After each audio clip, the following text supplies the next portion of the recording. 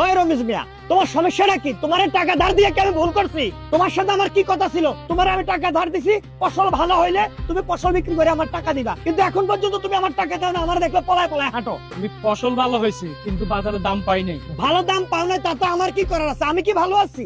আমরা গরিব মানুষ, একটু সময় দেন না, সব টাকা দিয়ে দিন। এই যে এক মিনিট কি হয়েছে তোমাদের মা? আরে ভাই, ও আমার কাছে বিপদে পড়ে আসছে ভাই, আমি কিছু বীজ কিনবো, আমারে কিছু টাকা দেন, আমি ফসল হইলে বাজারে বিক্রি করে আপনার টাকাটা দিয়ে দেবো। ভালো কথা, তোর আমি দিলাম, তোর বিপদে আমি সহযোগিতা করলাম, তোর তো আমি টাকাটা সুদে দিই নাই, কিন্তু তুই আমার দেখলে পলায় পলায় হাঁটস।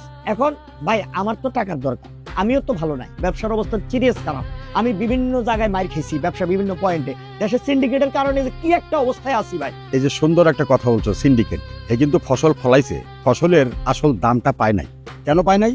সিন্ডিকেট। তোমার যে ব্যবসার মতো সব জায়গায় লস হইতেছে, কেন হইতেছে?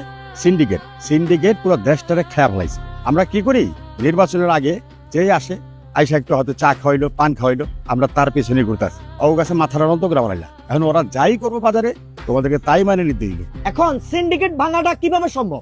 যদি সিন্ডিকেট ভাঙতে হয় তাহলে সিন্ডিকেটের বিপক্ষে দাঁড়াতে হবে, একটা ভালো সৎ মহান লোককে ভোট দিতে হবে। তো ভালো সৎ মহান লোকটা আমরা কোথায় পাবো? কেন?